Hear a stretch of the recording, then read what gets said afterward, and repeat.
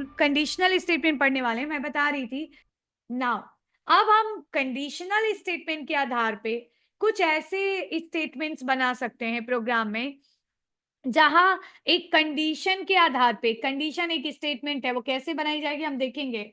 एक कंडीशन के आधार पे, एक सिचुएशन के आधार पे प्रोग्राम में लिखी हुई, आपके कोड में लिखी हुई कुछ लाइंस एग्जीक्यूट होंगी, कुछ लाइंस एग्जीक्यूट नहीं होंगी। क्यों नहीं होंगी? बिकॉज की कंडीशन सेटिस्फाई नहीं हो रहा है। So there will be a condition. जैसे हम कोई काम करते हैं और उसमें यस नो आ जाता है एक कंडीशन के हिसाब से। हमने कहा कि I need to visit your place, but it may raining. हमने कहा कि if it is raining, then I like cannot visit your place. And अगर सब कुछ ठीक है, then I will visit your place.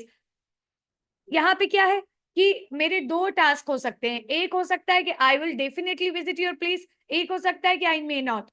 तो ये दो स्टेटमेंट्स हमने दोनों सिचुएशंस अपने प्रोग्राम में बनाए, बट कभी कंडीशन के आधार पे कुछ स्टेटमेंट प्रोग्राम का एग्जीक्यूट होगा, कभी कुछ स्टेटमेंट प्रोग्राम का एग्जीक्यूट नहीं होगा। कब होगा कब नहीं होगा ये कंडीशन डिसाइड करेगा। कंडीशन एक स्टेटमेंट है जिसे हम कंडीशनल स्टेटमेंट के नाम से जानते हैं। So conditional statement is a control statement. Control statement something, ऐसे प्रोग्राम में लिखी हुई ऐसी लाइंस जो प्रोग्राम के स्टेटमेंट्स के एग्जीक्यूशन को कंट्रोल कर सकता है। इस बार तुम एग्जीक्यूट हो गए या नहीं हो गए, ये कंट्रोल स्टेटमेंट बताएगा। So there are some control. अब मैं पूरा ही लिख देती हूँ। कंट्रोल स्टेटमेंट, कंट्रोल स्टेटमेंट्स क्या है, ठीक है। सो कंट्रोल स्टेटमेंट क्या है? कंट्रोल स्टेटमेंट्स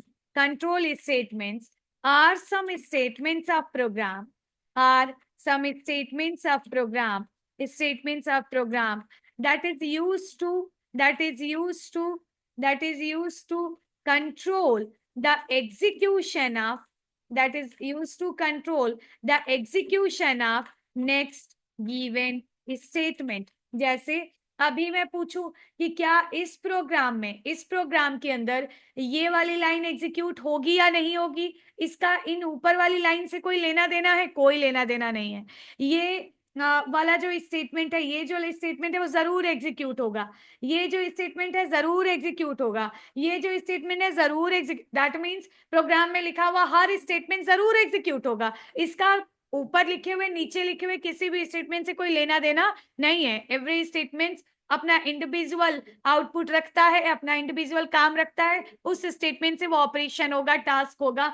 बट नाउ एक नए तरीके का स्टेटमेंट आपको प्रोग्राम में देखने को मिलेगा जो अपने बाद लिखे हुए लाइंस को कंट्रोल करने की कोशिश करेगा कि इस बार ये लाइन एग्जीक्यूट होगी नहीं होगी। कौन बताएगा? कंट्रोल स्टेटमेंट बताएगा। So there are some control statements जो अपने बाद लिखी हुई लाइंस के एग्जीक्यूशन को कंट्रोल कर सकता है। That the lines will be executed or not, it depends on the control statement. So in program control statement decides, in program control statements decides that the next line of program, the next statement of program, the next statement of program will execute or not, the next statement of program will execute or not, so this is, so what is control statement? There are many types of control statements. There are many types of control statements. Many types of control statements. Which type of control statements are there? Number one, there are conditional statement. Conditional statement, ऐसे statement जिसमें conditions apply की जाती हैं. So there are conditional statement. ये conditional statement चार तरीके के होते हैं। The first one statement is जिसे हम कहते हैं if statement, and next statement है जिसे हम कहते हैं स्विचेस। इन दो कीवर्ड्स के हेल्प से जो है कंडीशंस लगाई जाती हैं। स्विच स्टेट, इफ स्टेटमेंट चार तरीके से यूज किया जाता है, जिसमें आपको नंबर वन देखने को मिलेगा सिंपल इफ स्टेटमेंट जिसे हम कहते हैं, या सिंगल इफ स्टेटमेंट जिसे हम कहते हैं। नेक्स्ट देखने को मिलेगा जिसे हम इफ एल्स स्टेटमेंट कहते हैं। नेक्स्ट स्टेटमेंट मिलेगा जैसे हम लैडर एल्स इफ स्टेटमेंट कहते हैं। एक लास्ट इफ को यूज करने का तरीका मिलेगा जिसे हम नेस्टेड इफ स्टेटमेंट कहते हैं। सो इस तरीके से हम चार तरीके से इफ स्टेटमेंट और एक स्विच स्टेटमेंट यूज करते हैं। ये कंडीशनल स्टेटमेंट पहला कंट्रोल स्टेटमेंट है। दूसरा कंट्रोल स्टेटमेंट है जिसे हम कहते हैं लूपिंग स्टेटमेंट, या इसी को हम कहते हैं इटरेशन स्टेटमेंट्स या iterative statement, iterative statement. So there are this. अब लूपिंग स्टेटमेंट कितने टाइप के हैं? बहुत सारे अलग अलग तरीके के लूप्स हैं। लूप जैसे आपको मिलेगा फॉर लूप, जिसे हम एंट्री कंट्रोल और एग्जिट कंट्रोल की कैटेगरी में भी डिवाइड कर सकते हैं, but no problem. Next loop होगा जिसे हम कहेंगे व्हाइल लूप। नेक्स्ट एक लूप है जिसे हम कहते हैं डू व्हाइल लूप। ये लूप यूज करने के अलग अलग तरीके हैं।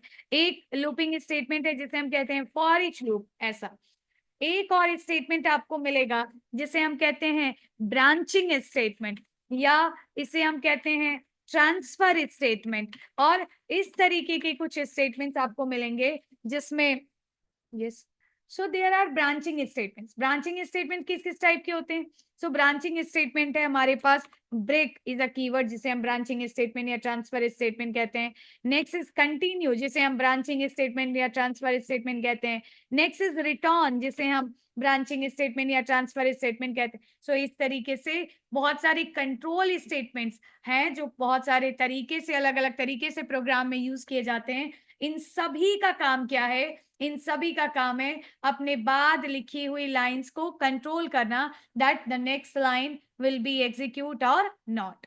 तो इस तरीके से सारे स्टेटमेंट्स कंट्रोल स्टेटमेंट के नाम से जाने जाते हैं, जिसमें हमें इन बेसिक स्टेटमेंट्स के बारे में पढ़ना है।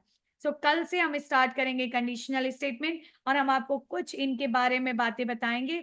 सो आई होप कि आपको आज जो हमने प्रोग्राम्स पढ़े एंड कुछ बेसिक कॉन्सेप्ट्स पढ़े कंट्रोल स्टेटमेंट के बारे में, ये आपको समझ आया हो। And thank you for the today's class. And like keep learning, join करें आप रोज, और आप चैनल को लाइक और सब्सक्राइब करें जरूर, और अपने फ्रेंड्स में भी आप शेयर किया करें ताकि मैक्सिमम लोग इसे ज्वाइन कर सकें एंड सभी लोग कनेक्ट हों। एंड लाइक हमें बहुत अच्छा लगता है कि आप सब इतना अच्छा रिस्पॉन्स करते हैं और ज्वाइन होते हैं। सो आप सभी अपने फ्रेंड्स ग्रुप में भी शेयर करें। And thank you for the class. Bye.